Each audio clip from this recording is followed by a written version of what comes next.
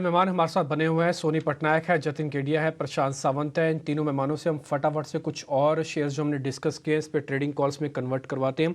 Everest कांटो cylinders EKC के नाम से कंपनी, जरा दिखाइए जरा स्क्रीन पर। उसके नंबर्स अच्छे आए लेकिन उससे पहले ही ये शेयर थोड़ा चला हुआ है। क्या और चल सकता है? प्रशांत जी एक बार जरा चेक करना, एवरेस्ट कांटो सिलेंडर्स ये चल सकता है क्या? और नंबर्स ठीक लग रहे हैं। तो डिम्पी जी, ओवरऑल मुझे लगता है कि इस स्टॉक को एक इन्वेस्टमेंट के जैसा देखना चाहिए। करंटली मुझे लग रहा है कि ये 190-95 तक तो जा ही सकता है स्लोली एंड इवेंचुअली। बट इसमें जो बड़ी मूव आनी चाहिए वो 190 के ऊपर आएगी। तो जिनके पास पोजीशन है वो तो बने ही रहे, थोड़ा डीप स्टॉप लॉस रखिए 150-55 के बीच में। और जो खरीदना भी चाहते हैं वो भी स्टॉप लॉस से बाय करना थोड़ी थोड़ी क्वांटिटी में शुरू कीजिए, क्योंकि कैश स्टॉक है तो आप वो हिसाब से रिस्क मैनेज कर सकते हो। बट जैसा मैंने कहा, इसमें एक बड़ी मूव जो आएगी पोजिशनल, वो 190 के ऊपर आएगी। ठीक है, होल्ड भी करना है, बाय भी करना है, दोनों स्टैंप हमने लगा रखे हैं। जिनके पास पुराना पड़ा है वो होल्ड करे, जो नया लेना चाहते हैं 150 का एक स्टॉप लॉस लगा, 190 पहला टारगेट है, 190 के बाद और चलेगा। तो इसलिए 150 नंबर याद रखना है और एवरेस्ट कांटो को बाय या होल्ड की कैटेगरी में हमने डाल दिया है। आगे बढ़ते हैं, औरबिंदो फार्मा, इसके नंबर्स इनलाइन बताए जा रहे हैं। नंबर्स एक बार जरा स्क्रीन पे लेके आइए। दो चीज़ इंपॉर्टेंट है, पहला मार्जिन सीधा 14 से 21 हुआ है। बता रहे हैं कि यूएस के अंदर उनको अच्छी सेल्स मिल रही है और भी बढ़िया काम होगा। उनका नेट प्रॉफिट भी काफ़ी अच्छे से बढ़ा है, करीब 90% के आसपास। तो ये स्क्रीन पर आपको दिख रहा होगा। सोनी एक बार आप जरा चेक करना, औरबिंदो फार्मा ट्रेड लेना है कि नहीं लेना। ये डिम्पी जी, औरो फार्मा में अगर हम देखेंगे लास्ट 3 डेज में एक 977 का लो मार्केट कंटिन्यूसली वहां से बाउंस करता है और क्लोजिंग उसका 1000 के ऊपर ही रहता है। इंट्राडे बेसिस में 977, क्लोजिंग बेसिस पे 1000 के ऊपर। एंड वो जो 1000 का लेवल है, इनफैक्ट वो 100 EMA है उसका। सो मेरे ख्याल से थोड़ा सा वेट कीजिए। 1030 को अगर क्रॉस करता है तो थोड़ा सा बेटर कंफर्मेशन मिलेगा कि वहां से और टुवर्ड्स 1080 1100 रेंज को टेस्ट कर सकता है। अगर आपको लेना है तो इस रेंज का इंतजार कीजिए। 1030 के ऊपर ही आप इसको देख सकते हैं। वो 1100 का टारगेट जा सकता है। इन एनी वे, यहाँ पे 1000 का ही आपका एक support on closing basis hold करना चाहिए, क्योंकि वही एक लेवल है जो कि अभी बार बार डिफेंड हो रहा है। सो 1000 ऑन क्लोजिंग बेसिस। ठीक है, 1000 ऑन क्लोजिंग हमको चाहिए। वैसे 1003 पे बंद हुआ है। आज नंबर्स का रिएक्शन एक बार और चेक करवा लेते हैं। अगर ये होता है तो फिलहाल हम इसको वेट एंड वॉच की कैटेगरी में डाल रहे हैं। ये स्टैंपिंग हम इसलिए लगवा रहे हैं। ई स्ट्रिप, जतिन एक बार जरा ये शेयर आप खोल लीजिएगा। ई स्ट्रिप, स्वाभाविक सी बात है, अयोध्या के अंदर सभी लोग अपना अपना बिजनेस चेक कर रहे हैं। इन्होंने कहा है हम तो होटल खोलेंगे।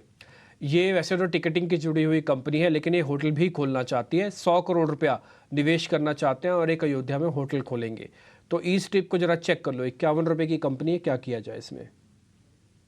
देखिए, इस्माइल ट्रिप की अगर जो मैं बात करूँ तो रिसेंटली हमने एक शार्प रन अप देखा है अराउंड 37 के लेवल से 54 के लेवल्स तक ये ऑलरेडी एक रन अप दे चुका है। मेरे को लगता है कि इसमें एक थोड़ा डिप आ सकता है अराउंड 48 टू 49 रुपीज़ के आसपास। अगर जो डिप आता है तो वहाँ पे एक बाइंग की अपॉर्च्युनिटी बनती है, जहाँ पे उसका 20 डे एवरेज है। तो कल पिछले ट्रेडिंग सेशन में हमने देखा है कि 54 से 51 का एक थोड़ा करेक्शन ज़रूर देखने मिला था। तो हमें लगता है कि कहीं न कहीं अगर जो और कमज़ोरी आती है तो इसमें ऐड कर सकते हैं, या तो फिर फ्रेश बाय भी करना है तो अराउंड 48 से लेके 49 के ज़ोन में जभी भी आए डिप तो बाय करना चाहिए। इसमें मैं एक स्टॉप लॉस लगाने की सलाह दूँगा जो 45 के लेवल्स पे है। तो 45 का एक स्टॉप लॉस लगा के इसमें जभी भी डिप आए तो लॉन्ग करा जा सकता है।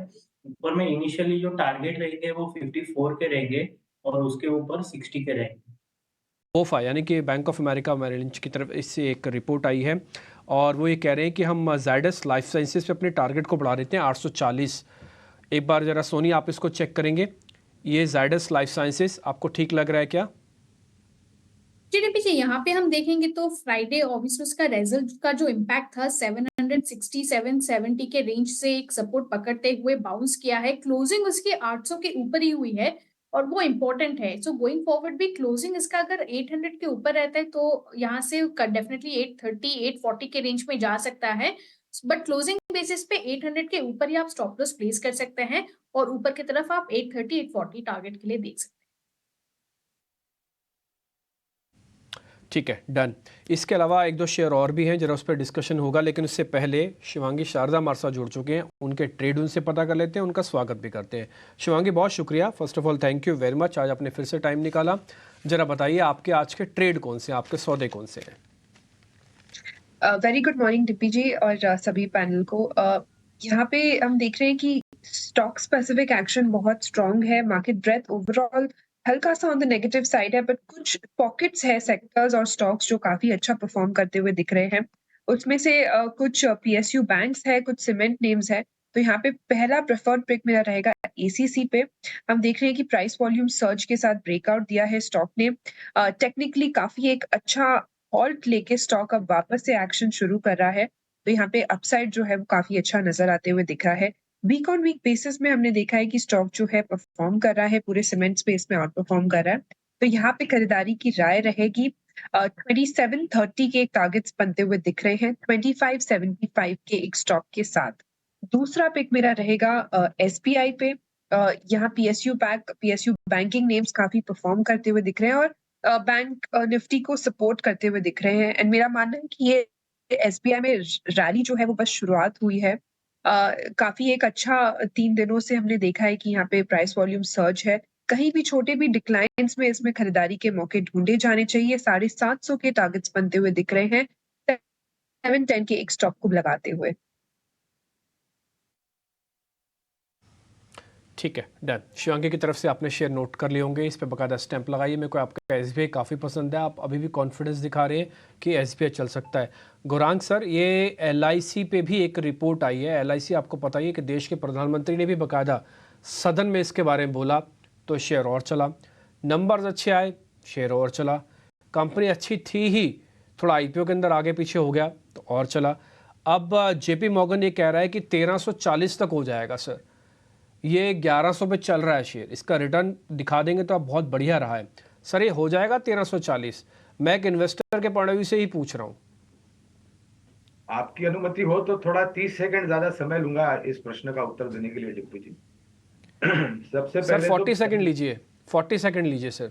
धन्यवाद। सबसे पहले तो प्रधानमंत्री जी ने जो कहा वो एक तुलना थी पिछले सरकार के 10 साल के कामकाज की, जहां तक सरकारी कंपनियों का सवाल है, और इस सरकार के 10 साल के कार्यकाल की, जहां तक पब्लिक सेक्टर का सवाल है। तो वो एक मात्र उदाहरण दे रहे थे, वो किसी प्रकार का सुझाव नहीं दे रहे थे डीपी। क्योंकि मैंने जब से प्रधानमंत्री जी ने कुछ सरकारी कंपनियों का नाम लिया है ऑन फ्लोर ऑफ हाउस, तब से मेरे ख्याल से ये जो अनौपचारिक गूगल व्हाट्सएप विश्वविद्यालय है, वहां पर बहुत सारे सुझाव लोग दे रहे हैं।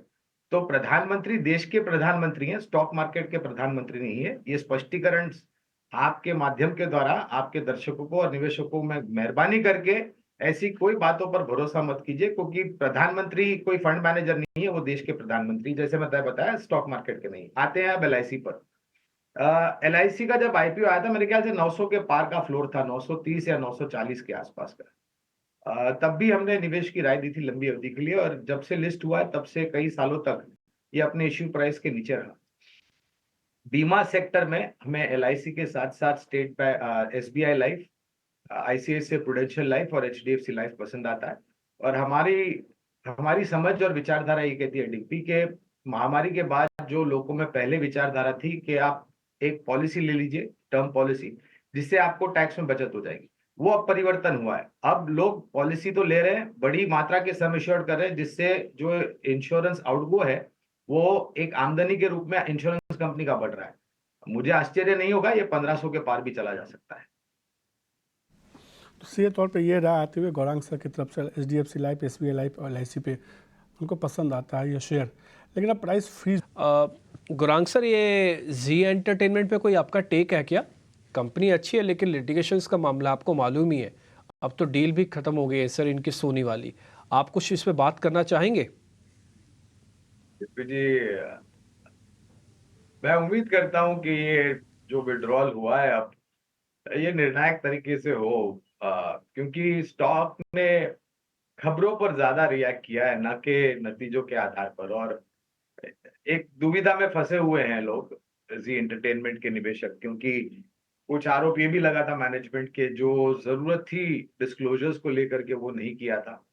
ये डील कॉल ऑफ हुई तब और उसके पहले एज डिस्क्लोजर जी एंटरटेनमेंट पर हमारे तरफ से बुनियादी तर्क के आधार पर खरीदारी की राय है और एक मौका था निवेशकों के पूंजी में वृद्धि करने के लिए अगर ये डील हो जाती तो।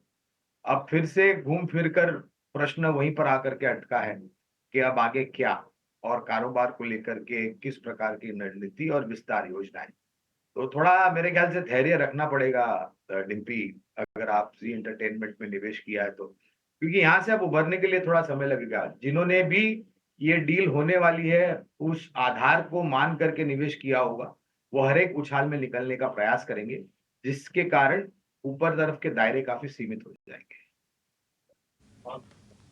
पता करता हूँ गौरांग सर से। गौरांग सर, ये LIC चल रहा है, साथ साथ ना एक और भी इंश्योरेंस देने वाली कंपनी है, इट्स एजेंट एक्चुअली, वो है पॉलिसी बाजार। वो शेयर भी करीब 1000 को ब्रेक करने की तैयारी कर रहा है। सर एक बार आपका टेक चाहिए पॉलिसी बाजार पे, नंबर्स वगैरह सब कुछ ठीक ही दे रहा है अब तक तो ये कंपनी, एक बार आपका टेक चाहिए सर पॉलिसी बाजार। बीच में ध्यान है सरकार का एक रेगुलेशन आ रहा था कि वो कुछ एक ऐसे एग्रीगेटर खुद बना देगी जिससे कि PB फिनटेक को उतना बेनिफिट नहीं होता। आपको भी ध्यान होगा, मैं उस एग्रीगेटर नाम भूल गया क्या था, शायद आशा ऐसा कुछ नाम था कुछ, PB फिनटेक। सर एक बार इस पे आपका टेक चाहिए। तो कंपनी के ऊपर टिप्पणी करूंगा, विशेष रूप में खरीदारी बेचने की या बने रहने की टिप्पणी नहीं कर पाऊंगा क्योंकि कवरेज नहीं है। तो एक फायदा इन सब प्लेटफॉर्म्स का ये होता है डिम्पी कि आपके पास एक कंपनी के नहीं लेकिन भिन्न विभिन्न कंपनी के अलग अलग प्रोडक्ट्स मिल जाते हैं और आप फिर उनमें से चुन या पसंद कर सकते हैं आपको कौन सा चाहिए। निर्भर करेगा क्या इंश्योरेंस आपको ऑफर प्रीमियम्स ऑफर होते हैं और क्या आपको समझ में आता है उसके आधार पर।